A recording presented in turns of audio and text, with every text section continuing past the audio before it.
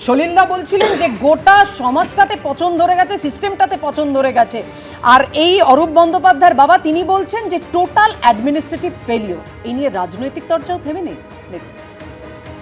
সরকারি হসপিটালে গিয়ে রহস্যজনকভাবে লিফটের থেকে মানুষ পড়ে আজকে আরজি করে মারা গেল। কে এই কোম্পানি? কোথাকার কোম্পানি? কিভাবে বরাত পেয়েছে? আমরা কাগজপত্র দেখলাম তো, টেন্ডারে পার্টিসিপেট করেছে। নামটা খুব সুন্দর, টেকনোফেথ, মানে একদম টেকনোলজি দিয়ে বিশ্বাস অর্জন করবে। এবং তারা সেখানে লিখছে যে আমাদের 24 ঘন্টা 3টে শিফটে সেখানে আমাদের লোকজন মজুদ থাকবে, কিন্তু যে সময় ইনি মারা গেছেন সেখানে সেদিন লিফটের মধ্যে কেউ উপস্থিত ছিলেন না। দুর্ভাগ্যজনক ঘটনা, এটা কোনো অবস্থাতেই বাঞ্ছনীয় নয়। এটা রাজ্য সরকার সমস্ত পরিকাঠামোর ব্যবস্থা করে দিয়েছে। এবার স্থানীয় যে প্রশাসনগুলি রয়েছে, যাদের দেখভাল করার কথা, কেউ চুক্তিভিত্তিক হতে পারে, কেউ ভিত্তিক হতে পারে, তো কোথায় গাফিলতিটা হয়েছে বা কোনো যান্ত্রিক ত্রুটিতে কী হয়েছে, তো এরা তাদের দায়িত্ব নিতে হবে। সেটা তো অতীন ঘোষ পরিষ্কার করে বলেছেন।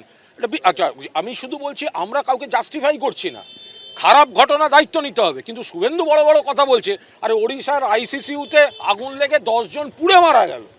ফলে খারাপ ঘটনা, খারাপ ঘটনা। আরজি করের ঘটনা দুর্ভাগ্যজনক, অবাঞ্ছিত। যে মারা গেছে তিনি আমাদের সদস্য, মানে আমাদের সমর্থক ছিলেন, তাদের পরিবারের অপূরণীয় ক্ষতি হয়েছে। নিশ্চিতভাবে সরকার গোটা বিষয়টা দেখছে, কিন্তু এই নিয়ে রাজনীতির কোনো অবকাশ নেই।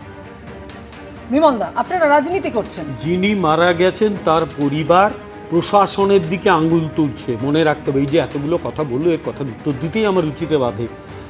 গোটা প্রশাসনের দিকে আঙুল তুলেছে, তারা প্রশাসন আছে কিনা প্রশ্ন করছে। আর সবচেয়ে বড় কথা, হাসপাতালে বা পিডব্লিউডিতে যে সমস্ত টাকাগুলো বাজেটে অ্যালট করা হয়, আজকে আমি চ্যালেঞ্জ করছি শুভ্রজিৎ, সেই টাকার একটা 80 থেকে 90% অংশ তারা পায় না, সেগুলো অন্য জায়গায় দিয়ে দেওয়া হয়, এরা ফান্ডকে ডাইভার্ট করে।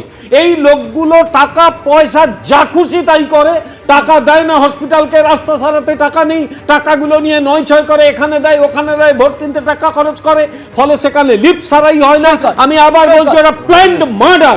এই মার্ডারার গুলোর বিচার করতে হবে। আমি বৈশ্যাদাকে অনুরোধ করব, তৃণমূলের প্রতিনিধিদের কাছে অনুরোধ করব, যে যিনি মারা গেছেন কুণালবাবু বললেন যে তিনি তৃণমূলের সমর্থক পরিবার। একটা সিস্টেম যদি পচে যায়, যদি সরকার ব্যর্থ হয়, তাহলে কিন্তু শাসক দলের সমর্থক পরিবার সেও কিন্তু এখান থেকে রেহাই পেতে পারে। আমি জানি না সবাই বৈশ্বনাথ চট্টোপাধ্যায়, সবাই অভিষেক ব্যানার্জি হয় কিনা, যারা প্রাইভেট নার্সিং হোমে ভালোভাবে চিকিৎসা করে। আসলে সমাজের পচন হয়েছে, সমাজ সংস্কারক হিসাবে সলিলদা যদি আসেন তো ভালো হবে। আমি শুধু এইটুকু বলবো যে অভয়ার মা, আমি আজকেই টেলিভিশনে দেখছিলাম, তিনি বলেছিলেন সিপিএমের যিনি ক্যান্ডিডেট, যে আমার মেয়ের মৃতদেহের আন্দোলনের থেকে আপনারা অনেক অর্থ লোকের থেকে তুলেছেন। সেটা আজকে টেলিভিশনে, আজকেও আমার কাছে ভিডিওটা আছে, তিনি বলেছেন। এটা বিশ্বাস করেন? অভয়ের মায়ের ওই কথাটা বিশ্বাস করলেন না যে মমতা ব্যানার্জি ধর্ষককে বাঁচিয়েছে? অদ্ভুত কথা, তিনি তো বলেছেন। যেটা পছন্দ হবে না, সলিলবাবু আপনার সমালোচনা করলেন, পুলিশ আপনাদের সরকার থেকেই বলেছে যে আন্দোলন থেকে আপনারা টাকা রোজগার করেছেন। একমাত্র আমরা আরে না, একটা আন্দোলন থেকে একটা পার্টি টাকা রোজগার করছে। এটা কি অদ্ভুত কথা? আপনারা এইটাও করেন, আপনারা আন্দোলন থেকে টাকা তোলেন, সিস্টেম আপনার। এই তো অদ্ভুত কথা। আরে এত এই রাজনৈতিক চাপানুতোরের মধ্যে দেখুন, আমাদের চাওয়া একটাই, সেটা হচ্ছে এই পরিবারটা যেন সুবিচার পায়। এই গোটা ঘটনার সঙ্গে কাদের গাফিলতি হচ্ছে, যত বড় আসনেই তিনি বা তারা বসে থাকুন না কেন, তাদেরকেও যেন এই আইনের তদন্তের আওতায় আনা হয়। আমাদের সেদিকে টানা নজর থাকবে।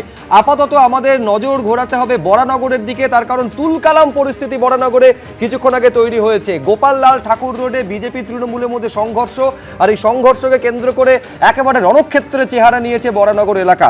তৃণমূল প্রার্থী সায়ন্তিকা বন্দ্যোপাধ্যায়ের হোর্ডিং লাগানোকে ঘিরে সংঘর্ষের পরিস্থিতি তৈরি হয়। সজল ঘোষের সঙ্গে তৃণমূল কর্মীদের বচসা হয়। ঘটনাটা ঠিক কি ঘটেছিল, কেন, কিভাবে রণক্ষেত্রে চেহারা নিল এই এলাকা, একবার দেখাবো আপনাকে।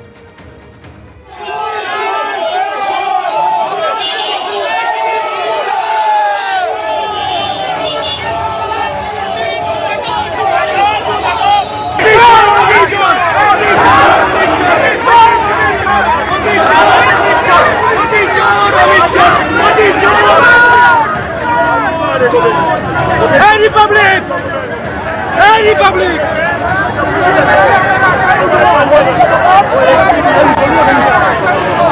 এই কারণে এসে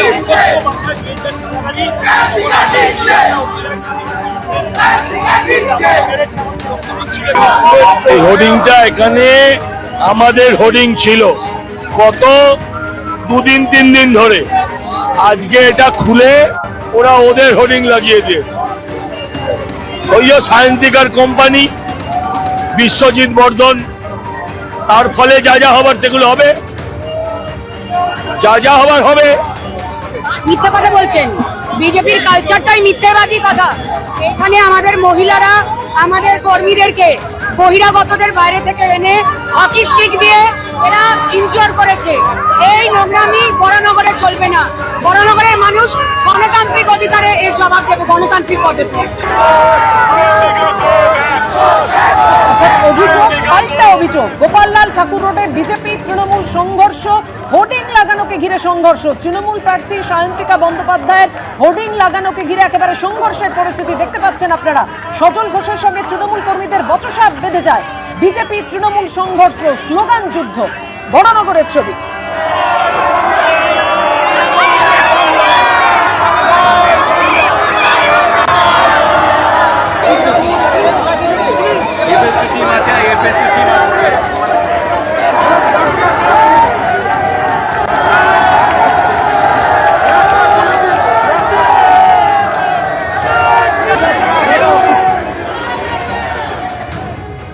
আমি একদম বিমলদার কাছে আসবো। বিমলদা, তৃণমূল অভিযোগ করছে বহিরাগতদের নিয়ে এসে আপনারা হামলা চালিয়েছেন। বেশি দিনের কথা নয়, তোমরা তোমাদের পুরনো ইয়েগুলো দেখো। সজল ঘোষই ওখানে একটা সভায় বক্তব্য রাখছিল, তখন নির্বাচনের কোনো ব্যাপারই ছিল না। অন্য একটা ইস্যুতে ওরা স্থানীয় কিছু লোককে এনে, বিশেষত মহিলাদের এনে স্টেজ দখল করে ওখানে উন্মাদের মতো অসভ্যতা শুরু করেছিল। আসলে এরা কিন্তু বুঝে গেছে এই নির্বাচন এদের বিসর্জন। এই নির্বাচন মানে এরা হারবে। এরা হারবে মানে পাবলিকে একেবারে চুন চুন করে হিসেব নেবে খুঁজে খুঁজে, এবং হিসেব একবার নেওয়া শুরু করলে পশ্চিমবাংলা ছেড়ে পালাবে। এমন পালাবে, পালানোর জায়গা এরা খুঁজে পাবে না। হয় ঘর থেকে বেরোতে পারবে না, নইলে পালাবে। ফলে এগুলো একদম মরে যাবার আগে লাস্ট চেষ্টা করে মানুষ বাঁচা। এই দলটা মরে যাবার আগে লাস্ট চেষ্টা করছে, কারণ এরা জানে তৃণমূল দলটা শেষ হয়ে গেছে। একটা প্রাইভেট কোম্পানির কাছে লিজে দিয়ে দেওয়া হয়েছে। একটা সরকার শেষ হয়ে গেছে। একটা সরকারের কবন্ধ ঘুরে বেড়াচ্ছে, মাথাটা নেই। ফলে এই সিস্টেম থেকে বা নিজেকে বাঁচানোর একটা লাস্ট চেষ্টা। নইলে গত 3-4 দিন ধরে নাম ঘোষণা হওয়ার পর থেকে সজল সেখানে প্রচার করছে। পার্টি অফিস খুলছে বিভিন্ন জায়গায়, নির্বাচনী কার্যালয়, তার সামনে হোর্ডিং দেওয়া হয়েছিল। ওদের কি এমন ঠেকা পড়েছিল, এতগুলো জায়গা আছে, হোর্ডিং নিচ্ছে, সব ইয়েগুলো দেওয়ালগুলো দখল করে লিখছে। ওই হোর্ডিংটাও রাখতে দেবে না বিজেপির, ওটা নামিয়ে নিয়ে ওখানে হোর্ডিংটি লাগাতে হবে। কারণ এরা কি ভেবেছে পশ্চিমবাংলাটা এদের পৈতৃক সম্পত্তি নাকি? পশ্চিমবাংলা বাঙালিদের সম্পত্তি। পশ্চিমবাংলায় ক্রিমিনালদের তাড়াবে এবারে, এবং দেখিয়ে দেবে ক্রিমিনালদের কিভাবে তাড়াতে হয়। আজ আমি 4 তারিখে একটা সন্ধ্যেবেলা শো রাখতে বলছি, বিমল থেকে একটু ডাকবেন। গতবারে যে গোহারা হেরেছে, এবারে আবার গোহারা হারবে, আর ওনার ছবিটা সেই সময় দেখাবে। উনি যেভাবে বলছেন শোচনীয় পরাজয় উনি আসেন। আমি একটা কথা বলছি শুনুন, এই যে হোর্ডিং নিয়ে, এই যে দেওয়াল নিয়ে, এই যে পোস্টার নিয়ে বিজেপি পায়ে পা লাগিয়ে ঝগড়া করছে, কারণ জানেন যে ওরা জানে ওদের পায়ের তলায় মাটি নেই। এই যে 84,000 বুথে যে ভোট হবে, আপনি বলুন না, এসআইআর প্রক্রিয়ার সময় আপনি দেখতে পেয়েছেন একটা জায়গায় বিজেপির কোনো হেল্প ডেস্ক ছিল? কারুর এসআইআর এর ফর্ম ফিল আপ করেছে, নমিনেশন ফর্ম ফিল আপ করেছে, লজিক্যাল ডিসক্রিপেন্সিতে ওদের কোনো রোল ছিল? কারুর হিয়ারিংয়ে কাউকে সাপোর্টিং ডকুমেন্ট জোগাড় করে দিয়েছে? কিচ্ছু করে না। সারা বছর শুধু ভোটের সময় টেলিভিশনে যে চিৎকার করে, আর নির্বাচনে হেরে গিয়ে যে পালিয়ে যায়, দিল্লি থেকে গুজরাট থেকে যারা আসে আর আসে না, আবার যখন ভোট আসে তখন আবার চলাফেরা করে। আপনাকে আমি বলছি, ওই ওরা আসবে বহিরাগতরা, এসে হাওয়া গরম করার চেষ্টা করবে, বাঙালিদের কাছে, বাংলার কাছে পরাজিত হয়ে ফিরে যাবে, আর আসবে না। 4 মের ফলাফল মিলিয়ে দেবেন। আজকে আমি বলে দিচ্ছি, 4 মে ফলাফল মিলিয়ে নেবে। দুজনেই বলছেন ফলাফল মিলিয়ে নেবে। বৈশ্বনাথ চট্টোপাধ্যায় বলছেন যে তাদের প্রত্যাবর্তন হবে, বিমল দ্বারা বলছেন যে পরিবর্তন হবে। এবার সৈকতটা কি বলছে? বড়নগর এই ঔদ্ধত্য, এই বহিরাগতদের দাপাদাপি, এই যে লুম্পেন বাহিনী, গুন্ডা বাহিনী, এলাকা দখলের রাজনীতি, দুটোকেই উপযুক্ত জবাব দেবে। এই সেই বড়নগর যেখানে গত 5 বছরে বড়নগরবাসী দেখেছে তৃণমূলের প্রাক্তন বিধায়ক বিজেপির নেতা হয়েছেন, আর বিজেপির প্রাক্তন বিধায়ক পদপ্রার্থী অভিনেত্রী তিনি এখন তৃণমূল দলে যোগদান করেছেন। স্বাভাবিকভাবে সজল বাবু থেকে শুরু করে সায়ন্তিকা দেবী এরা এই বাইনারি তৈরি করবার চেষ্টা করছেন যেখানে বরানগরের মানুষের কোনো লাভ হচ্ছে না। আচ্ছা, আমি দুটো নাম শুধু বলি। নন্দীগ্রামে তৃণমূল প্রার্থী করলো প্রাক্তন হিন্দুত্ববাদী RSS এর নেতাকে, পাঁশকুড়া পশ্চিমে তৃণমূল প্রার্থী করলো প্রাক্তন বিজেপি নেতা সিরাজ খানকে, আর বরানগরের ঘটনা উদাহরণ আপনাদের সামনে বললাম। এই তৃণমূল বিজেপি আলাদা কিছু না, যারা তৃণমূল বিজেপির সমর্থক তারা মাঝখানে এই তৃণমূল বিজেপির বাইনারিতে বরানগরে যে MLA দলবদল করছে তার যে কাজের খতিয়ানের উপর ভোট হওয়ার কথা তার কোনো হিসাব দিচ্ছে না। ব্যাপক প্রমোটারি রাজ, এর মূল উৎস তো এইখানে যে বাইক বাহিনী ঢুকছে। সায়ন্তিকা দেবী আবার উল্টো দিকে বিজেপির একটা বাইক বাহিনী, এই পুরোটা হচ্ছে মধু ভান্ডারের লোক। বরানগর জুড়ে বেআইনি প্রমোটিং, এলাকা দখল, পাড়ার ক্লাবগুলো সিন্ডিকেটদের একদম মাথায় পরিণত হয়েছে। আপনি শুনেছেন কিছুদিন আগে তৃণমূলের এক স্থানীয় নেতা অনিন্দ রাউত সম্ভবত, তিনি তো প্রকাশ্যে ওপেন এবিপির ভিডিও রয়েছে যেখানে এলাকার মানুষজনকে থ্রেট করছেন, ক্লাব ঘরে বসে পেটাচ্ছেন। সাইভাই ক্রিমিনাল রাজকে যদি খতম করতে হয় তাহলে তৃণমূল বিজেপি উভয় গুন্ডা, সে অর্জুন সিং হতে পারে কিংবা সব্যসাচী দত্ত হতে পারে, এই গুন্ডাদের রাজনীতি থেকে সরাতে হবে। একদম বৈশানোর অনলাইনে রিঅ্যাকশন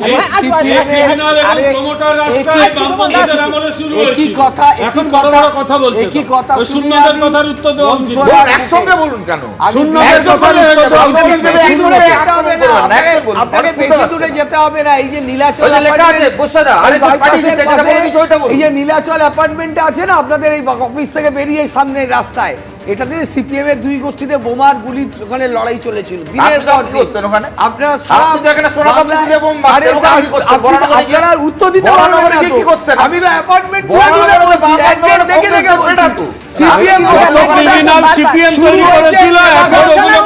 গোষ্ঠীদ্বন্দ্বের ছবি, গোষ্ঠীদ্বন্দ্বে কতটা উত্তপ্ত হয়ে উঠেছে এলাকা, রক্তপাত হয়েছে একেবারে কসবা থেকে শুরু করে গোলপাড়, একের পর এক জায়গায় দেখেছে আর ইতিহাস কাঁদছি না। দেখুন, এই বরানগরকে ঘিরে যখন উত্তাপের আঁচ ছড়িয়ে পড়েছে ভবানীপুর, তাকে তো আলোচনায় আনতেই হবে, কেননা ব্যাটলফিল্ড বিধানসভা নির্বাচন এবারে ভবানীপুর। এই বিধানসভা কেন্দ্রেই মুখোমুখি লড়বেন মমতা বন্দ্যোপাধ্যায় আর শুভেন্দু অধিকারী। ইতিমধ্যেই বিরোধী দলনেতা তিনি প্রচার শুরু করে দিয়েছেন। এদিকে তৃণমূল সূত্রে খবর যে রবিবার থেকে অর্থাৎ আগামীকাল থেকে নিজের বিধানসভা কেন্দ্রে অর্থাৎ ভবানীপুরে প্রচার শুরু করবেন মমতা বন্দ্যোপাধ্যায়। দেখুন প্রতিবেদন, তারপর আসছে।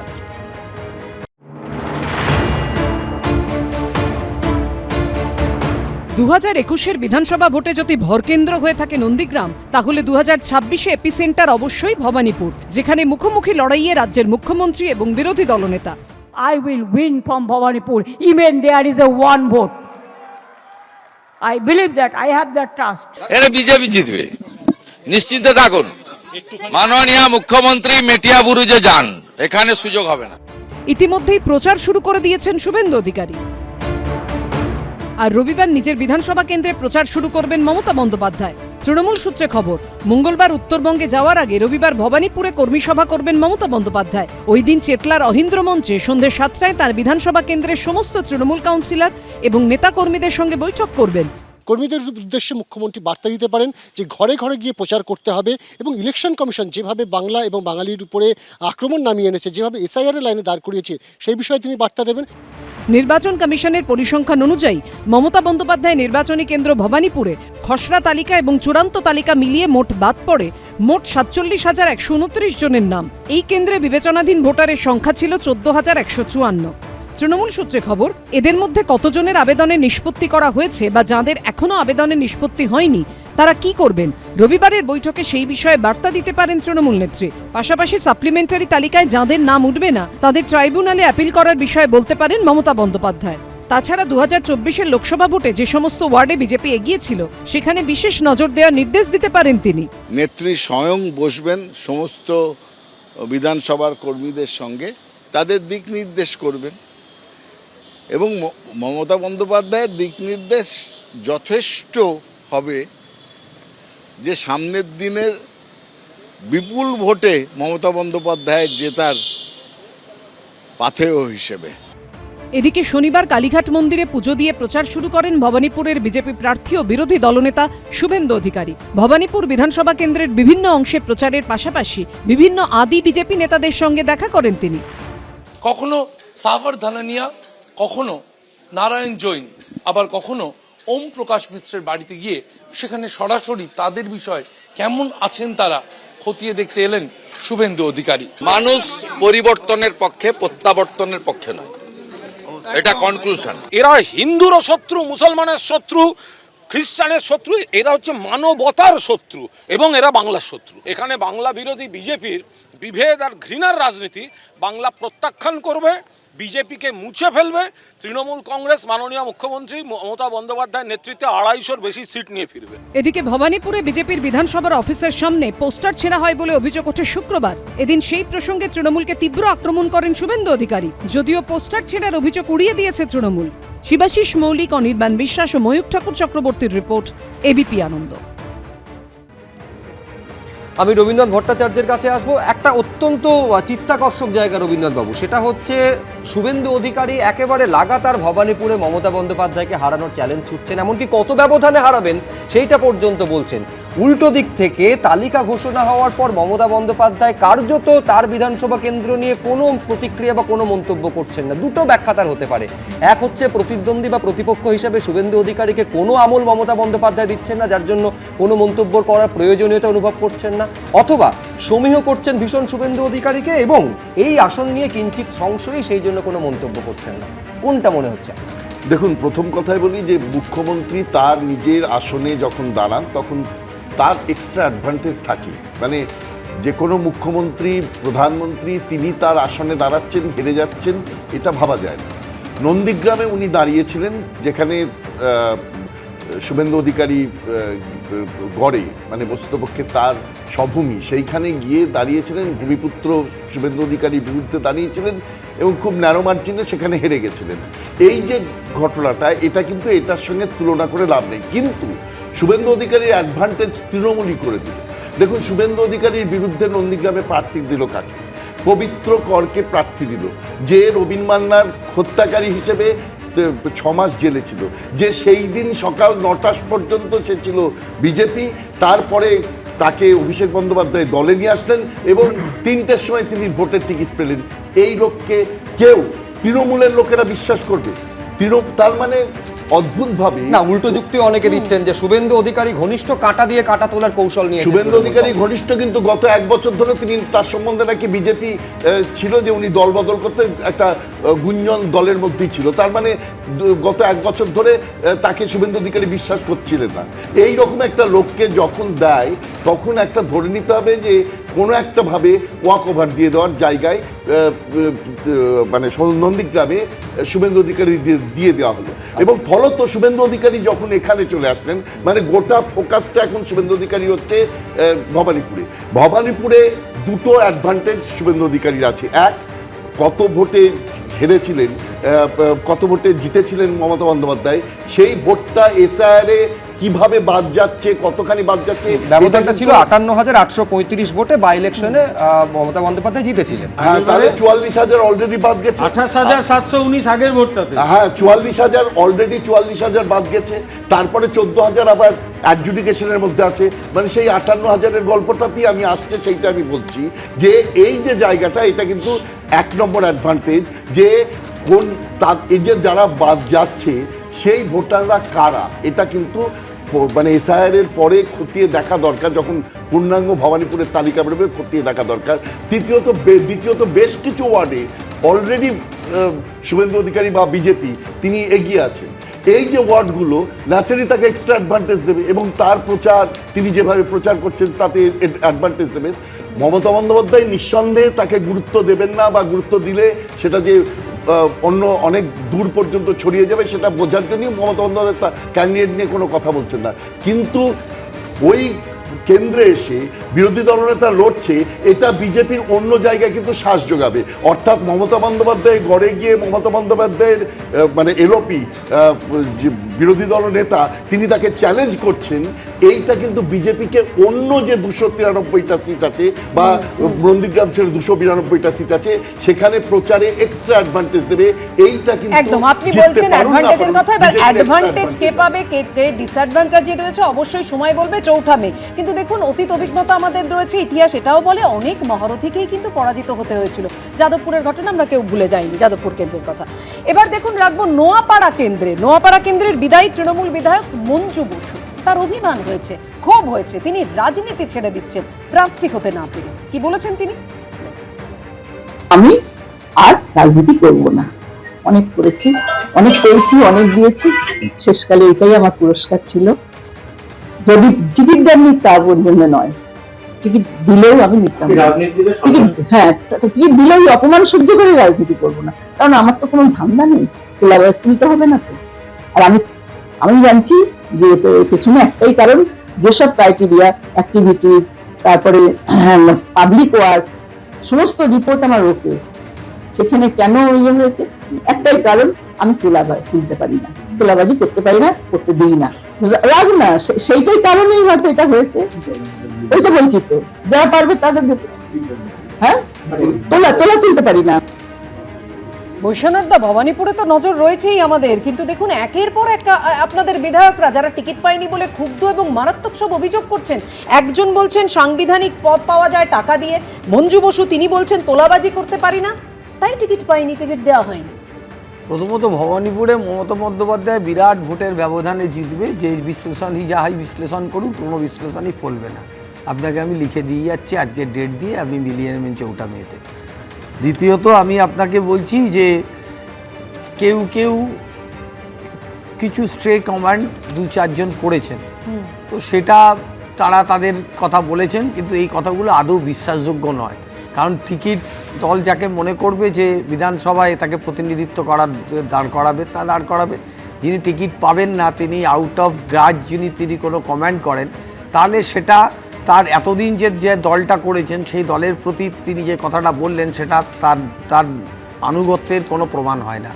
এইটা মানে আমি আপনি মঞ্জু বসুর কথাটা তাহলে পুরোটা আপনি শোনেননি। মঞ্জু বসু বলছেন টিকিট দিলেও এই অপমান সহ্য করে আমি রাজনীতি করতাম না, মানে তিনি তাকে অপমান করা হয়েছে তিনি বলছেন। না, কি অপমান করা হয়েছে সেটা তো আমি অন্তত ধর্নাতে ছিলাম সারাক্ষণই, আমি কোনোদিন দেখিনি। এইটা আমি দেখতে পাচ্ছি, উনি নমস্কার করতে গেছেন, এখানে সবাই গিয়ে নমস্কার করতে যাচ্ছেন, তখন উনি বলছেন যে সংস্কার করতে হবে না, সবাই যদি নমস্কার করে। কিভাবে ঘাট ধাক্কা দিয়ে প্রায় স্টেজ থেকে নামিয়ে দেওয়া, এটা মিথ্যা কথা, এটা বিজেপি হচ্ছে। দেখো বিজেপির হাতে তামা খেলে হবে না, বিজেপি এই মিথ্যাবাদী দল একটা, মিথ্যাবাদী বিধায়ক আমি ছেড়ে দিলাম, তিনি একজন শিক্ষিকা, তার স্বামী মার্ডার হয়েছিলেন, তিনি এসে প্রণাম করতে গেলেন, তিনি তাকে স্টেজ থেকে নামিয়ে দেওয়া হলো। এই দলটা তারাই করে, আমাদের লোকগুলোকে ভাই এই দলটা তারাই করে, চেঞ্জ করেছে উনিও দল চেঞ্জ করবে, তারাই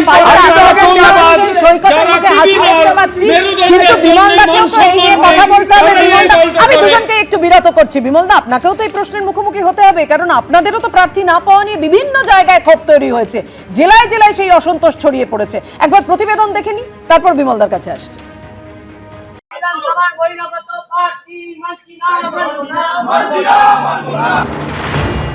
প্রথম দফা তালিকা প্রকাশের পরই আলিপুরদুয়ারে শুরু হয়েছিল বিজেপির প্রার্থী নিয়ে বিক্ষোভ, আর দ্বিতীয় দফার তালিকা সামনে আসার পর সে বিক্ষোভ আরও বড় আকার নিল। শুক্রবারের পর শনিবার পরপর দুদিন প্রার্থী বদলের দাবি এবং প্রার্থী নিয়ে বিক্ষোভের ঢেউ আছড়ে পড়ল সল্টলেকে রাজ্য বিজেপির সদর দফতরে।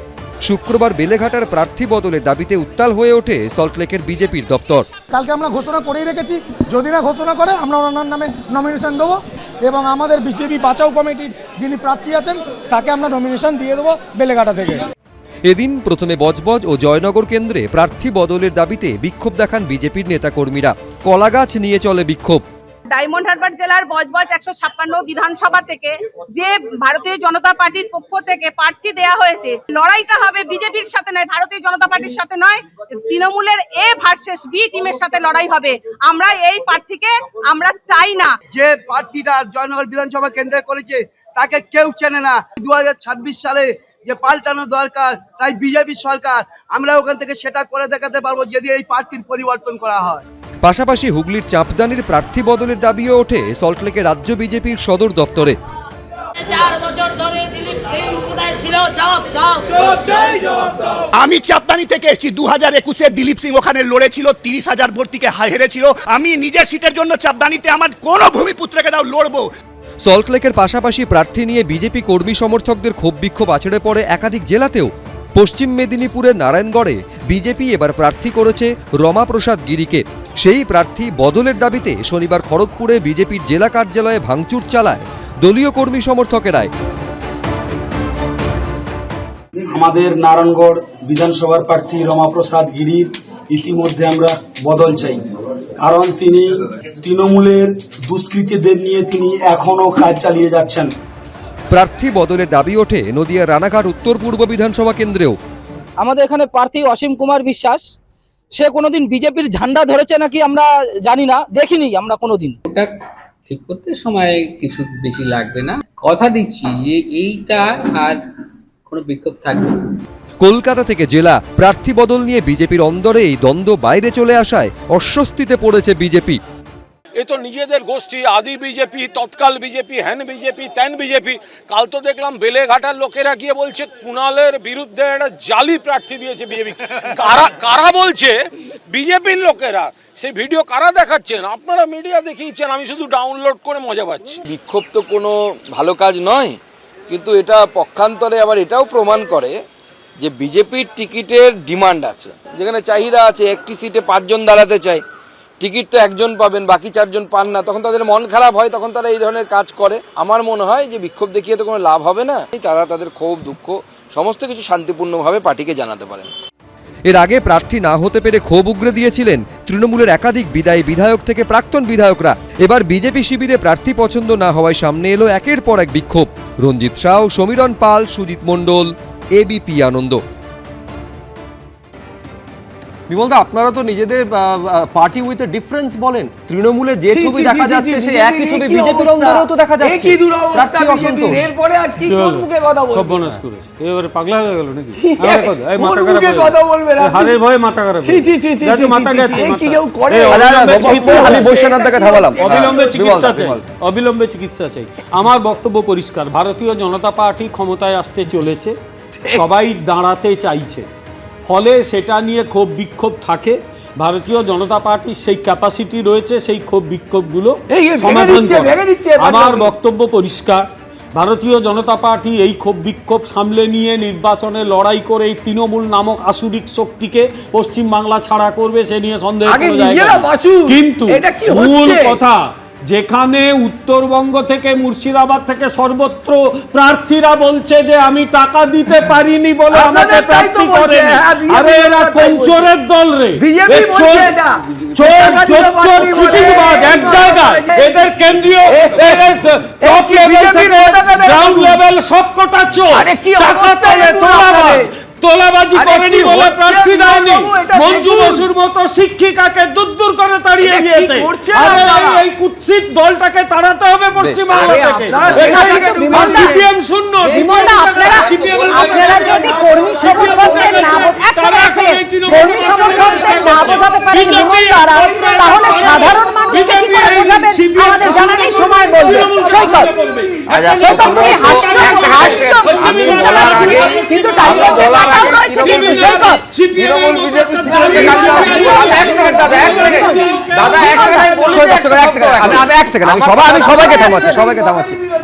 আমি বুঝতে পারছি না যে বৈশ্বনাথ চট্টোপাধ্যায়ের বিজেপির প্রার্থী অসন্তোষে বেশি সন্তোষ হচ্ছে নাকি বিমল শঙ্কর নন্দ তৃণমূলের প্রার্থী অসন্তোষে বেশি সন্তোষ হচ্ছে। আমি বলছি প্রার্থী অসন্তোষ তোমার জন্য সমানভাবে আছে। আমি বলছি সুব্রতা, আমি একদম স্থির বিশ্বাস, আমি ছিলাম না সেদিনের হয়তো আলোচনায়, তৃণমূলের প্রার্থী তালিকার পরেই বিক্ষোভ দেখে বিজেপির নেতা একই কথা বলতো, আজকে তৃণমূলের নেতা যত কালীগঞ্জের কথা আমরা ভুলিনি। আমি এক সেকেন্ড শুধু একটু বলি, তুমি উল্লেখ করবে। আমি বলছি কতটা সিরিয়াস ইস্যু সুব্রতা ভাবো। বিজেপির বেলেঘাটার বিজেপি নেতা খুন হয়ে যাওয়া তার দাদা বলছে যে তৃণমূলের কাছ থেকে টাকা খেয়ে প্রার্থী করা হয়েছে। হরি মিশ্রা বিজেপি যুব মোর্চার নেতা বলছে টাকার বিনিময়ে টিকিট বিক্রি হয়েছে। বিজেপির মহিলা মোর্চার নেত্রী বলছে তৃণমূলের এ টিম বি টিমের লড়াই হচ্ছে। তৃণমূলের বিধায়িকা প্রাক্তন বলছে তোলা দিতে পারেনি বলে টিকিট পাইনি। আচ্ছা, বিকাশ নিয়ে এত সেন্টিমেন্টাল কথা বিজেপি বলছে, বিকাশ মঞ্জু বাবু স্বামী, তার কোনো অভিযুক্ত কে? সে তো বিজেপির নেতা। তাহলে আজকে যে তৃণমূল বিজেপি তালিকায় প্রমাণিত চলছে, শুভেন্দুর লোককে তৃণমূল করে দিল। মুসলমানদের এত বুঝলো, এত যোগ্য ব্যক্তি এরা পাবলিকে এদের চায় না কেন? এত বলে গোল্লা কেন, রসগোল্লা খায় কেন? আরে গোলাবাজি করেও শূন্য, এরা গোলাবাজি করেও শূন্য কেন? এরা গোলাবাজি করেও শূন্য কেন? সবাইকে থামালাম, সবাইকে থামালাম, একটু বসার তো অনলাইন দেব। বিমলদাকে থামালাম, সৈকত গিরিকেও থামালাম। এত শূন্য কেন? আসলে কি বলুন তো, কে সেকেন্ড হবে? আরে ভাই চুপ করুন, চুপ করুন না। কে সেকেন্ড হবে, কে থার্ড হবে, কে ফোর্থ হবে, কে ফিফথ হবে, একেবারে ফার্স্ট আমরা, এরা দ্বিতীয় তৃতীয় চতুর্থ হবে, তাই এরা নিজেদের মধ্যে ঝগড়া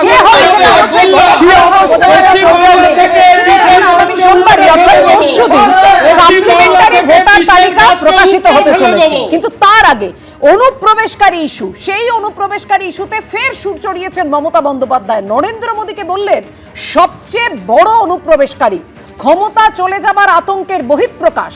কটাক্ষ করে পাল্টা বলল বিজেপি। দেখুন, মাথা ঠিক নেই, হেমন্ত সোরেনের সাহায্য নিয়ে রাঁচি যাওয়া উচিত। ভোট ঘোষণা হয়ে গেলেও এখনো পশ্চিমবঙ্গে এসআইআর প্রক্রিয়া শেষ হয়নি। সোমবার প্রকাশিত হতে চলেছে প্রথম সাপ্লিমেন্টারি ভোটার তালিকা। সূত্রের খবর, বিবেচনাধীন তালিকায় থাকা এখনো প্রায় 33 লক্ষ নামের নিষ্পত্তি হয়নি। এই আবহে অনুপ্রবেশকারী ইস্যুতে আক্রমণের সুর সপ্তমে চড়ালেন মমতা বন্দ্যোপাধ্যায়। শনিবার রেড রোডে ঈদের মঞ্চ থেকে খোদ প্রধানমন্ত্রীকেই সবচেয়ে বড় অনুপ্রবেশকারী বলে কটাক্ষ করলেন তিনি। পাল্টা দিতে দেরি করেনি বিজেপি। अधिकार हम मोदी जी को नहीं लेने देंगे। अब सऊदी अरबिया जाके हाथ मिलाता है, मिलाइए। दुबई लोग हमारा दोस्त है इंडिया का, आप जब उधर ले जाके पूरा दस्ती मिलाता है, गला मिलाता है, तो अब आपका असर नहीं पड़ता है। वो हिंदू ना मुसलमान है, और इंडिया आके आप भूल जाता है। आप बोलते हैं इसको नाम कर दो, उसको नाम कर दो, ये सब इन्फिल्ट्रेटर्स है। मैं तो कहेंगे आप सबसे बड़ा इन्फिल्ट्रेटर्स है, आपका सरकार है। পশ্চিমবঙ্গের মানুষদের উত্তর দেবেন, মুখ্যমন্ত্রী হতাশা থেকে এ ধরনের কথা বলছেন। ক্ষমতা চলে যাওয়ার পরে যে আতঙ্কের দিনগুলো ওনার জন্য অপেক্ষা করছে ক্ষমতাহীন অবস্থায়, এটা তারই বহিঃপ্রকাশ মাত্র। এসআইআর নিয়ে শুরু থেকেই রাজ্য সরকারের সঙ্গে নির্বাচন কমিশনের সংঘাত তীব্র থেকে তীব্রতর হয়েছে। ওই বিষয়ে মুখ্য নির্বাচন কমিশনারকে হাফ ডজন চিঠিও লিখেছেন মমতা বন্দ্যোপাধ্যায়। নজিরবিহীনভাবে নিজের করা মামলায় সুপ্রিম কোর্টে নিজেই সওয়াল করেছেন। সেই প্রসঙ্গ টেনে ফের একবার সুর চড়ালেন মুখ্যমন্ত্রী। बहुत सारे आदमी को नाम काट दिया एसआईआर में, जिसको लिए हम कलकत्ता से, दिल्ली से, सुप्रीम कोर्ट से, कलकत्ता हाईकोर्ट से पूरा दौड़ाया, लेकिन तब भी हम आशा रखते हैं कि लोगों को इज्जत रक्षा हो। अगर कोई भी आप लोगों को पास नहीं है तो हम बंगाल का ऑल सिटीजन का साथ, नागरिक का साथ, ऑल कम्युनिटी का साथ, ऑल कास्ट का साथ, ऑल किड का साथ, आप लोगों को परिवार का एक मेंबर होके रह के आपको ये लड़ाई हम जारी रखेंगे। উনি তো এসআইআর চলাকালীনও মুখ্যমন্ত্রীর প্যাড ব্যবহার করেছেন, এখন এমসিসি আছে মুখ্যমন্ত্রীর প্যাড ব্যবহার করছেন। সুপ্রিম কোর্টে গেছেন বা রাজ্যের উন্নয়নের জন্য নয়, রাজ্যের ছেলে মেয়েদের চাকরির জন্য নয়, শিল্পের জন্য নয়, নারী সুরক্ষার জন্য নয়, সুপ্রিম কোর্ট পর্যন্ত গেছেন বাংলাদেশি মুসলিম অবৈধ অনুপ্রবেশকারীদের বাঁচানোর জন্য। এসআইআর ছাড়া সম্প্রতি বিধানসভা ভোটের মুখে রাজ্যের আইএএস আইপিএস অফিসারদের ভিন রাজ্যে পাঠানো নিয়েও নির্বাচন কমিশন ও রাজ্য সরকারের মধ্যে সংঘাতের তীব্রতা ক্রমেই বাড়ছে। এই অবস্থায় শুক্রবারের পর শনিবারও মমতা বন্দ্যোপাধ্যায়ের মুখে উঠে এসেছে রাষ্ট্রপতি শাসনের প্রসঙ্গ।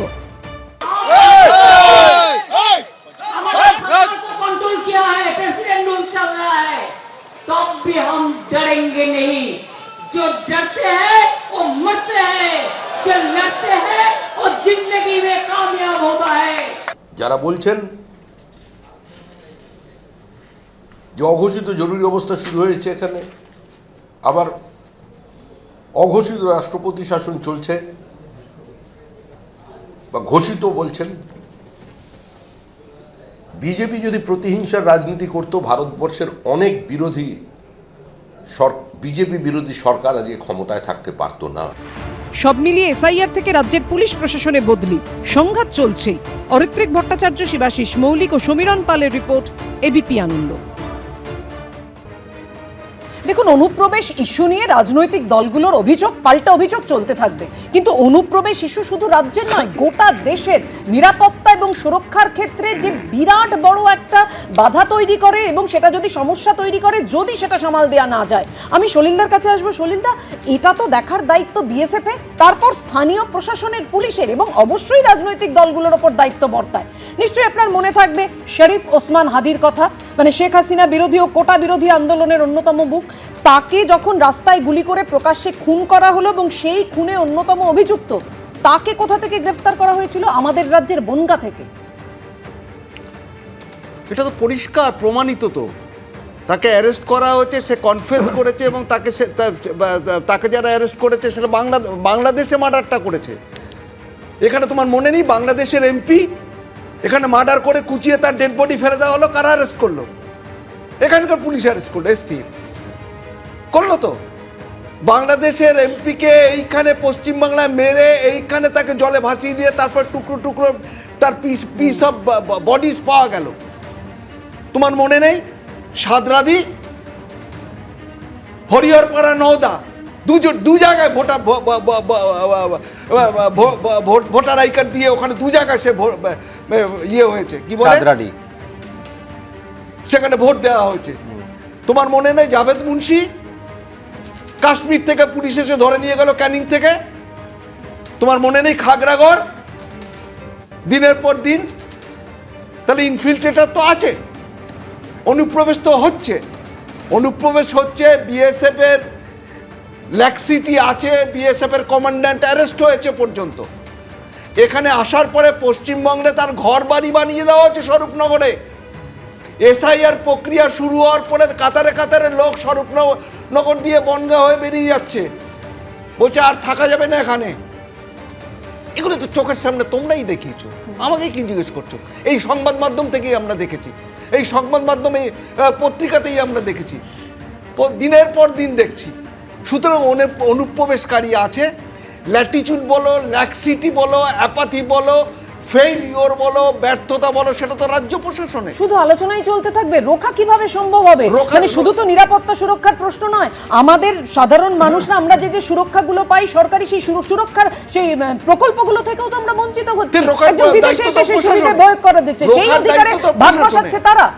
রোখার দায়িত্ব তো প্রশাসনের, তো প্রশাসনের ব্যর্থতা, গাফিলতি তো প্রশাসনের। Voter I card, Aadhaar card, false কার্ডগুলো তৈরি হচ্ছে কোথায়? পশ্চিমবাংলায় হচ্ছে। ব্যর্থতা তো প্রশাসনের, জেনারেল অ্যাডমিনিস্ট্রেশনের, সিভিল অ্যাডমিনিস্ট্রেশনের, পুলিশ অ্যাডমিনিস্ট্রেশনের, প্রত্যেকের। আজকে কেন তোমার 294টা অবজারভার বাইরে থেকে আনতে হলো পশ্চিমবাংলায়? এটা কি ভালো সংকেত দেয়? 84টা পুলিশ অবজারভার, 5 পুলিশ অবজারভার বা 3 to 4 কনস্টিটিউয়েন্সি, পার কনস্টিটিউয়েন্সির জন্য একটা করে জেনারেল অবজারভার। এটা তো এসছে। এটা কি ভালো বার্তা দেয়? এটা কি সুবার্তা দেয় প্রশাসনের? মানে একটা মিথ্যে কথা বলতে গিয়ে কতগুলো মিথ্যে কথা উনি বললেন শুধু দেখুন। উনি যে এতক্ষণ ধরে বক্তব্য রাখছেন সমাজ সংস্কারক, সোশ্যাল রিফর্মার হিসাবে, ওনাকে একটা কথা জিজ্ঞাসা করতে চাই যে উনি বলুন যে কজন রোহিঙ্গাকে এই ভোটার লিস্টে খুঁজে পাওয়া গেছে আর কজন বাংলাদেশি মুসলমানকে খুঁজে পাওয়া গেছে। বিজেপি যে কথাটা বলেছিল উনি তো সেই কথাগুলো রেপ্লিকা হলো, উনি সেই কথাই বললেন যে বাংলাদেশের অনুপ্রবেশকারীরা ঢুকেছে, সেখানে বর্ডার সিকিউরিটি ফোর্সের কোনো লায়াবিলিটি নেই, গোটা লায়াবিলিটিটাই নাকি রাজ্য প্রশাসনের। এখানে আধার কার্ড তৈরি হয়েছে এখানকার। আপনি বলুন ভোটার লিস্টে, আমি চ্যালেঞ্জ করে বলে গেলাম, রোহিঙ্গাদের ভোটার লিস্টের নামটা আপনারা বার করে দেখিয়ে দিন আর বাংলাদেশি মুসলমানদের দেখিয়ে দিন। একটা সম্প্রদায়কে টার্গেট করে নাম বাদ দেওয়ার চেষ্টা করা হচ্ছে, কারণ তারা জানে যে ভোটে ওরা হারবে। বিজেপি এই ধরনের নোংরা কাজ, অন্যায় কাজ করছে, মহারাষ্ট্রে করেছে। কথা বলার আগে একটা কথা বলি, আজকে মানে ঈদের যে অনুষ্ঠানটা ছিল রেড রোডে, বহুদিন ধরে আমার ছোটবেলা থেকে শুনে আসছি সেখানে ঈদের জমায়েত হয়, ধর্মপ্রাণ মুসলিমরা সেখানে নামাজ পড়েন ইত্যাদি। আজকে সেখানে যে কথাগুলো বলা হলো রাজ্যের প্রশাসনিক প্রধান হিসেবে, তার সঙ্গে ধর্মের কি সম্পর্ক আছে আমার প্রশ্ন। এবং যারা ওখানে নিমন্ত্রণ করেছিলেন তাদের ভূমিকা নিয়েও আমি প্রশ্ন করছি যে তারাও কি ঠিকঠাক ধর্ম পালন করছেন, ধর্মীয় জায়গায় এই ধরনের কথাবার্তা বলাকে অ্যালাউ করছেন আপনারা? আপনাদের কাছে আমার প্রশ্ন রইল। আপনার কাছে আমার প্রশ্ন সেটা হচ্ছে, এই এসআইআর এ তো বারে বারে একেবারে কেন্দ্রীয় স্বরাষ্ট্রমন্ত্রী পর্যন্ত থেকে শুরু করে শুভেন্দু অধিকারী বলেছেন যে 3Dর কথা বলেছেন, যে ডিটেক্ট, ডিলিট আর ডিপোর্ট। আমি বলছি এসআইআর এ সেই ডিটেক্ট করা যে কত রোহিঙ্গা রয়েছে, কত বাংলাদেশি মুসলিম আমাদের এই রাজ্যে রয়েছে, সেগুলোকে আইডেন্টিফাই করা শেষমেশ সম্ভব হবে? এসআইআর এ এখনো পর্যন্ত 63 লক্ষ নাম বাদ গেছে, সত্যি কি মিথ্যে? সত্যি। দ্বিতীয় আস্তে আস্তে দাঁড়ান না পাগলের মতো আচরণ করলে মুশকিল, লোকে মুশকিল রাস্তায় বেরোতে দেবে না। দ্বিতীয় কথা হচ্ছে এখনো পর্যন্ত যেগুলো বিচার চলছে তার প্রায় 20% বাদ যাচ্ছে। এটা সত্যি না মিথ্যে? সবই সত্যি। তাই যাদের নাম বাদ গেছে পরবর্তীকালে বিচার বিবেচনা করে তারা কারা সেগুলো নিশ্চয়ই খোঁজা হবে। আমি অন্য একটা প্রশ্ন করছি, তো 2005 সালে লোকসভায় যিনি কাগজপত্র ছুঁড়ে পদত্যাগের নাটক করেছিলেন তিনি বলেছিলেন যে 1.5 কোটি ভোটারকে সিপিএম রাজ্যে ঢুকিয়েছে। আমরা ভারতীয় জনতা পার্টি ওনাকে সমর্থন করেছিলাম যে সিপিএম এর এটা অভ্যেস ছিল, বাংলাদেশ থেকে লোক এনে তারা সীমান্ত এরিয়ায় ডেমোক্রেটিক ক্যারেক্টার বদলাতো। আজকে কেন তিনি তার কথা থেকে ফেরত এলেন? প্রথমত বাংলাদেশে উদ্বাস্তু হিন্দু তারা যদি আমাদের এই রাজ্যে এসে শরণার্থী হিসেবে ভারতীয় নাগরিকত্ব পেয়ে থাকে এবং উদ্বাস্তু আন্দোলনে যদি বামপন্থীরা নেতৃত্ব দিয়ে থাকে তার জন্য আমরা গর্বিত। হিন্দু শরণার্থীদের এখানে নাগরিকত্বের ক্ষেত্রে বামপন্থীরা সহযোগিতা করেছে, হিন্দু দলের রাজনীতি করা বিজেপি তার সমালোচনা করছে। 1, 2, আগে রেড রোডে হতো না, আগে হতো শহীদ মিনার ময়দান চত্বরে। বামফ্রন্ট সরকার রেড রোডে এই ঈদের নামাজটাকে নিয়ে যায় যাতে জল কাদাতে সমস্যা না হয়। আজকের দিনে দাঁড়িয়ে তৃণমূলের মাননীয় মুখ্যমন্ত্রী ওই রেড রোডের নামাজের মঞ্চটাকে তৃণমূলের পার্টির মঞ্চ বানিয়ে ফেলেছেন। বিজেপি আরএসএস যে রাজনীতি চায় সেই রাজনীতিতে ঈদের মঞ্চে দাঁড়িয়ে নামাজের মঞ্চে দাঁড়িয়ে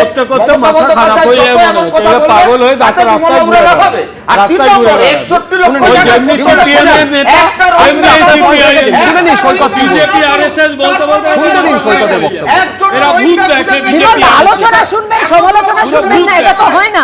একটু ইয়ের কথা শুনে নিন। সেটাই তো বলছি, আলোচনা যেমন শুনবেন একটু সমালোচনা শোনাটা ধৈর্য রাখুন।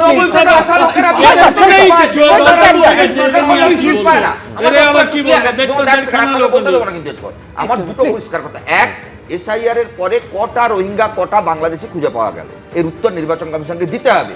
61 লক্ষ 70 লক্ষের যে গল্প বিজেপি শোনাচ্ছে, এটা যদি প্রতি বছর নির্বাচন কমিশন মৃত ভোটার আর শিফটেড ভোটার বাদ দিত তাহলে অটোমেটিক্যালি এই নামটা বাদ যেত। তাহলে এই রাজ্যে এসআইআর কিসের জন্য আনা হলো? এই তৃণমূলের সরকারকে বাঁচানোর জন্য, 26,000 চাকরি চুরি থেকে নজর করানোর জন্য। সেটা হচ্ছে এই বামপন্থী দলগুলোর সৈকত যে দলটা করে একসময় মেদিনীপুরে বিরাট প্রভাব ছিল, এখন লোকজন নেই, উঠে গেছে, ও একাই আছে, আমাদের আসছে উঠে গেছে। আর একজন হচ্ছে সিপিএম এর রাজ্য সম্পাদক, দেখবে 2 লাইন বলে একবার আরএসএস আর বিজেপি। ওই বাচ্চাগুলো ঘুমের ঘরে চমকে চমকে ওঠে না, এরাও সেরকম প্রায় আরএসএস এর নাম শুনলেই চমকে চমকে ওঠে। বিভাজনের রাজনীতির কথা যেটা আপনারা বারবার বলেন, সেই রাজনীতি আসলে আপনারা করেন, এই অভিযোগ উঠছে। একদম পরিষ্কার কথা বলে দিচ্ছি, আমরা বিশ্বাস করি বহুত্ববাদে, আমরা বিশ্বাস করি নানা জাতি, নানা মত, নানা পরিধান, বিবিধের মাঝে দেখো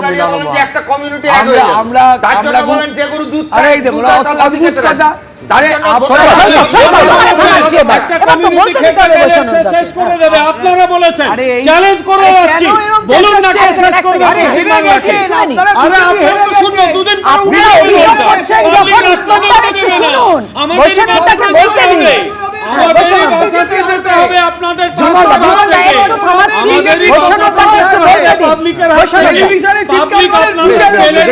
সবাই মিলে যদি একসঙ্গে কথা বললেন কারোর কথা শোনা যাবে না, কিন্তু আমাদের একটা বক্তব্য, প্রত্যেকে নিজের বক্তব্যটা বলুন যাতে তার দর্শকেরা তার বক্তব্যটা অন্তত শুনতে পায়। আমি এইবারে দেখাতে চাইবো সোমবারের দিকে আমাদের বিশেষভাবে নজর রাখতে হবে, কারণ সোমবার সম্ভাবনা প্রবল যে প্রথম সাপ্লিমেন্টারি লিস্ট বের হতে চলেছে। দেখুন,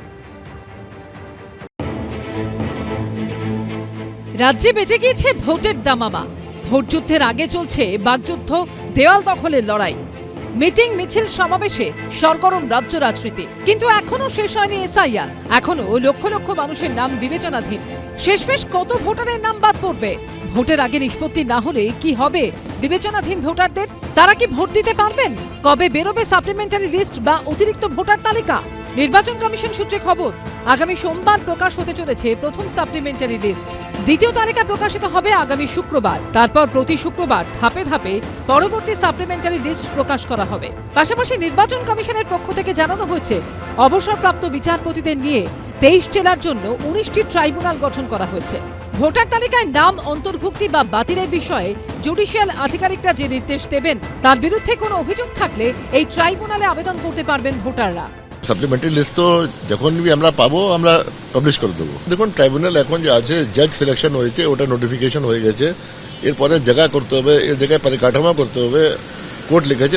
যখনই তৈরি হবে আমরা লেগে আছি যত তাড়াতাড়ি এদেরকে কার্যকারী করতে পারবো। নির্বাচন কমিশন সূত্রে খবর, 60,06,675 জন বিবেচনাধীন থাকা ভোটারের মধ্যে এখনো পর্যন্ত 27,23,000 জনের নিষ্পত্তি হয়েছে।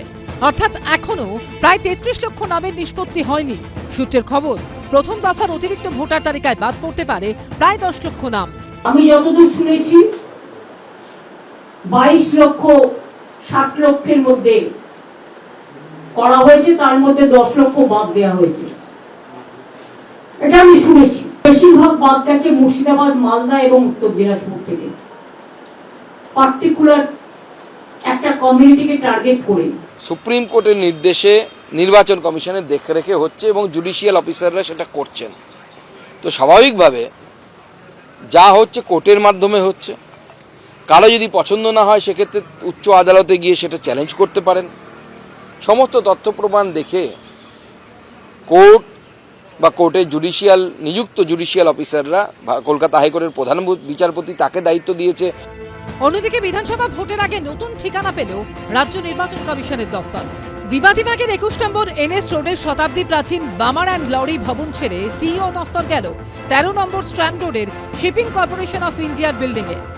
মুখ্য নির্বাচনী আধিকারিকের দপ্তরের ঠিকানা বদল, নতুন ঠিকানা শিপিং কর্পোরেশন, 13 নম্বর স্ট্র্যান্ড রোড। 21 নম্বর NS road Balmer and Lawrie বিল্ডিংয়ে 2011 সাল থেকে এই সিও দপ্তর ছিল। 3টি বিধানসভা, 3টি লোকসভার সাক্ষী এই দপ্তর, এবং এই দপ্তর সোমবার থেকেই নতুন ভবনে শিফট হতে চলেছে। এই জন্য এখানে এসছি। এখানে আমি আগে এলাম না, এখন দেখবো আমরা কিরকম আছে না আছে। কি শুনলাম জায়গা স্পেস বেশি আছে, ডাবল স্পেস আছে যেটা আগে ছিল। প্রশাসনিক মহলের মতে বর্তমান দফতরের জায়গা কাজের তুলনায় ছোট হয়ে গিয়েছিল। পাশাপাশি এসআইআর প্রক্রিয়া শুরুর পর থেকে বিক্ষোভ অবস্থান লেগেই ছিল। শুধু রাজনৈতিক দলগুলোই নয়, দফতরের সামনে দফায় দফায় বিক্ষোভ দেখায় বিএলওদের একাংশ। দফতরের আধিকারিক এবং কর্মীদের নিরাপত্তা নিয়ে উদ্বেগ প্রকাশ করে কমিশন। পরপর দুবার কলকাতার পুলিশ কমিশনারকে চিঠিও দেওয়া হয়। সূত্রের খবর, তারপরই উপযুক্ত এবং নিরাপদ জায়গায় অফিস চালানোর ব্যাপারে সিদ্ধান্ত নেয় নির্বাচন কমিশন। রুমা পাল ও শিবাশিস মৌলিকের রিপোর্ট, এবিপি আনন্দ। দেখুন, এটা অনেকের কাছে কৌতূহলের জায়গা যে এইটা শেষমেশ কোথায় গিয়ে ঠেকবে। 60 লাখের মতন হচ্ছে বিবেচনাধীন, যার মধ্যে 27 লাখের নিষ্পত্তি হয়ে গেছে। শোনা যাচ্ছে তার থেকে 10 লাখের নাম বাদ, মানে যদি ধরেন এইভাবে যে 1/3 বাদ হচ্ছে। এখনো পর্যন্ত 63 লাখের নাম বাদ গিয়েছে ফাইনাল ভোটার লিস্টে। এর সঙ্গে রবীন্দ্রনাথবাবু মাথায় রাখতে হবে যে এদের মধ্যে যারা অ্যাগ্রিভড থাকবে তাদের কিন্তু ট্রাইব্যুনালে যাওয়ার সংস্থান পর্যন্ত রয়েছে, যেটা গঠন করার কথা একেবারে আদালতের তরফে জানিয়ে দেওয়া হয়েছে। কি মনে হচ্ছে আপনার গোটা বিষয়টা যাচ্ছে কোন দিকে? দেখুন, অদ্ভুতভাবে মানে গোটা বিষয়টা চলছে। সুপ্রিম কোর্ট ইলেকশন কমিশনের কোনো কার্যাবলীতে হাত দিতে পারে না, কোনো কোর্ট হাত দিতে পারে না। কিন্তু সুপ্রিম কোর্ট এখানে যে হাতটা দিয়েছেন সেটা হচ্ছে 142 ধারায়, এবং তারা 142 ইনভোক করেছেন এই বলে যে for doing complete justice to the inclusion of অস্বাভাবিক পরিস্থিতির কথা বলেন, অস্বাভাবিক পরিস্থিতি নিরুপায় হয়ে করছেন।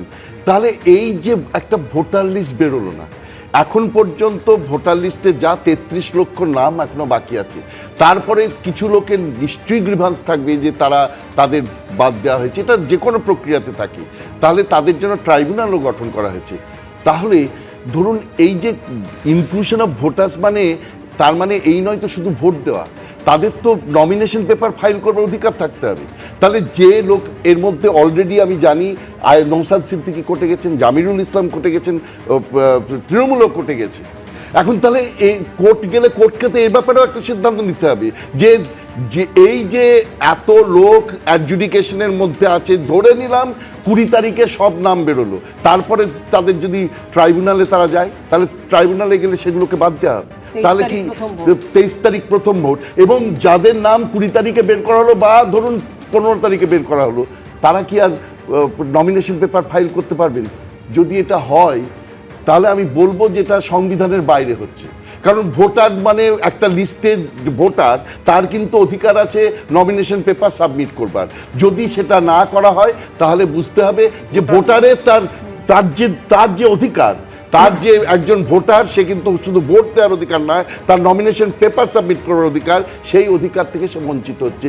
সেই বঞ্চনার ব্যাপারে সুপ্রিম কোর্ট কী সিদ্ধান্ত নেবে, এইটা কিন্তু খুব ভাইটাল ব্যাপার, এবং নিশ্চিতভাবে আমার মনে হয় সুপ্রিম কোর্ট একটা জুডিশিয়াস সিদ্ধান্ত নেবেন। এবার দ্বিতীয় যে জায়গাটা আমি বলবো যে এই গোটা ঘটনাটা যে চলছে, এটা তো সুপ্রিম কোর্টের নির্দেশক্রমে বলছেন, এটা নিয়ে কিন্তু আর কারোর কিছু বলার থাকতে পারে না। যারা করছেন তারা জুডিশিয়াল অফিসার, যদি কেউ বাদ গিয়ে থাকেন তার জন্য আবার ট্রাইব্যুনাল হবে। তাহলে এই যে ট্রাইব্যুনাল হবে, হোল প্রসেসটা এখন জুডিশিয়াল প্রসেস। এখানে তো ইলেকশন, এখানে একটা মানে মাননীয় জহর সরকার, যিনি ইলেকশন কমিশনার ছিলেন এক সময়, তিনি বলেছেন যে এটা ইআরওরাই একমাত্র করতে পারেন। তাদের কি ইআরও রাইট দেওয়া হয়েছে? সুপ্রিম কোর্ট কি সেটা দিয়েছে? যদি দেয় ভালো কথা। তাহলে এই জুডিশিয়াল অফিসাররা যারা করছেন, তাদের কথাকে কিন্তু অমান্য করবার অধিকার আর কারো থাকতে পারে না। কারণ জুডিশিয়ারিটা করছে, তারা কোনো পার্টিজান ভিত্তি নেই, এবং ভবিষ্যতে ট্রাইব্যুনালে যাবে। তাহলে তাকে নিয়ে এত গন্ডগোল, 10 লাখ বা একটা সেকশনকে টার্গেট করাচ্ছি, কথাগুলো বলার আর জায়গা হবে। রবীন্দ্রনাথ বাবু সেটা প্রথমেই সর্বোচ্চ আদালত বলে দিয়েছিল, যেটা রাজ্যকেও মানতে হবে, কমিশনকেও মানতে হবে। 80 কোম্পানি কেন্দ্রীয় বাহিনী এখন অবধি রাজ্যে রয়েছে, আরো 2000 কোম্পানি কেন্দ্রীয় বাহিনী আসতে চলেছে, এবং সংখ্যাটা হিসেব অনুযায়ী গিয়ে পৌঁছতে পারে 2.5 লক্ষে। প্রশ্নটা খুব সহজ, কিন্তু আশঙ্কার জায়গা, উদ্বেগের জায়গাটা অনেক বড়। ভোটটা নির্বিঘ্নে হবে তো? হ্যাঁ, দেখো, তোমার 2.5 লক্ষ যে কোম্পানি আসছে, দেখো এদের সঙ্গে কিন্তু কোঅর্ডিনেট করতে হবে।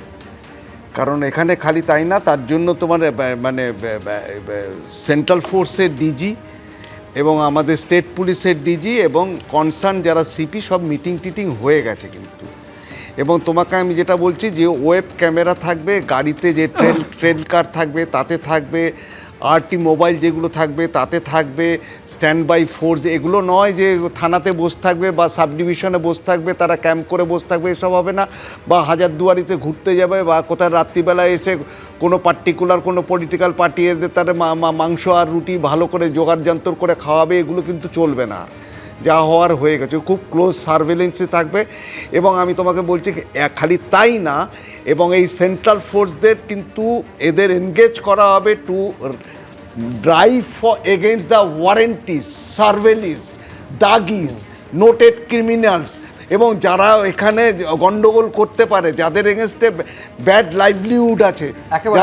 একটা বিষয় হচ্ছে, এবারে ইন্টিগ্রেটেড কমান্ড কন্ট্রোল সিস্টেমের কথা বলা হচ্ছে, অত্যাধুনিক পিটিজেড ক্যামেরা পর্যন্ত ব্যবহার করা হবে বলা হচ্ছে। মানে একেবারে প্রস্তুতি সম্পূর্ণ, কিন্তু সেই প্রস্তুতি বাস্তবে কতটা প্রতিফলিত হবে, যার উপর নির্ভর করবে ভোটটা নির্বিঘ্ন হচ্ছে কিনা। আমি আসবো সৈকত গিরি শুরুতে। প্রথমত হচ্ছে সলিলদা যা যা বললেন, এবং যা যা কথা আমরা প্রত্যেক নির্বাচন এলে শুনি, নির্বাচন কমিশনের গাল ভরা ভালো ভালো কথা শুনি, আর ভোট পেরিয়ে যাওয়ার পর এখানে বিরোধী রাজনৈতিক দলের কর্মীদের উপর যে অত্যাচার হয়, তখন আর নির্বাচন কমিশনের টিকি খুঁজে পাওয়া যায় না। নির্বাচন কমিশন এসে পুলিশ অফিসার বদল করে দেয়, আর তারপর তৃণমূল জিতে ফিরে এসে আবার সেই পুলিশ অফিসারকে সময়ময় বসিয়ে দেয়। রাজীব কুমারকে রাজ্যসভা অবধি প্রমোশন হয়েছে। নির্বাচন কমিশন কতটা নিরপেক্ষ অবস্থান রেখে কঠোর ভূমিকা পালন করবে, আজ অবধি আমরা দেখতে পাচ্ছি না যে নির্বাচন কমিশন কোনো সদস্য ভূমিকা পালন করছে। সৈকত বলছে না চালে বিশ্বাস নেই। নির্বাচন করা এবং সঠিকভাবে নির্বাচন করাটা নির্বাচন কমিশনের দায়িত্ব। ঠিক যেরকম সুপ্রিম কোর্টের নির্দেশ অনুযায়ী যেভাবে ভোটার তালিকা সংশোধনের কাজ চলছে, সেটা আমি আশা করব প্রত্যেকটা মানুষের, যারা বৈধ নাগরিক তাদের স্বার্থ রক্ষিত হবে, এবং যারা অবৈধ ভোটার তাদের বাদ দেওয়া হবে। এই দায়িত্ব সুপ্রিম কোর্টের। আবার নির্বাচন ঠিকমতো পরিচালনা করা, প্রতিটি মানুষ যাতে ভোট দিতে পারে, তার দায় কিন্তু নির্বাচন কমিশনের। আমি শুধু একটা কথা বলেই শেষ করছি, এখনো পর্যন্ত নির্বাচন কমিশন যে কঠোরতা অবলম্বন করেছেন, এটা যদি চালিয়ে যান, এবং পুলিশকে বিশেষত, মানে পুলিশ মানে বাইরের যে পুলিশ বা প্যারামিলিটারি ফোর্সেস, তাদের যদি অটোনমি দেন, তাদের যদি গুরুত্বপূর্ণ দায়িত্ব দেন, তাহলে কিন্তু আমি মনে করি সঠিক হবে। সবচেয়ে বড় কথা, এই অন্যায় চালু করেছিল বামপন্থীরা, এই যতই করুক হামলা আবার জিতবে বাংলা। গতবারে 8 দফায় ভোট হয়েছিল, আধা সামরি 2 লক্ষ ছিল, এবারে 2.5 লক্ষ করেছে, তাও বলে দিয়ে গেলাম আমরা জিতবো। দিল্লিতে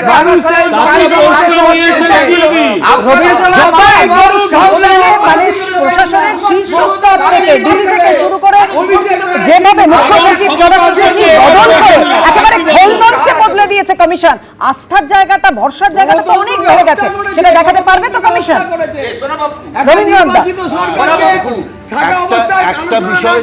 একটা বিষয় পরিষ্কার, সেটা হচ্ছে যে এবারে কিন্তু নির্বাচন কমিশনের যে মানে স্ট্যান্ড যেভাবে যাচ্ছে তাতে দেখে মনে হচ্ছে নির্বাচন কমিশনের একটা সদিচ্ছা আছে। এখন সদিচ্ছাটাকে তৃণমূল বলতে পারে সেটা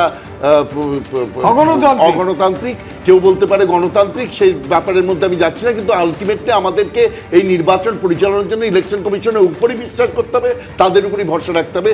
যদি তারা এই কঠোরভাবে নির্বাচন পরিচালনা করতে পারেন আমাদের খুব ভালো। অর্থাৎ রবীন্দ্রনাথ দা বলছেন যদি কঠোরভাবে নির্বাচন কমিশন ভূমিকা পালন করতে পারে, অর্থাৎ বড় সড় চালেন নির্বাচন কমিশনের মুখে। আর কাছে আমাদের এই মুহূর্তের আলোচনা এখানেই শেষ করছি। সব খবরের জন্য আপনাদের চোখ থাকুক এবিপি আনন্দ।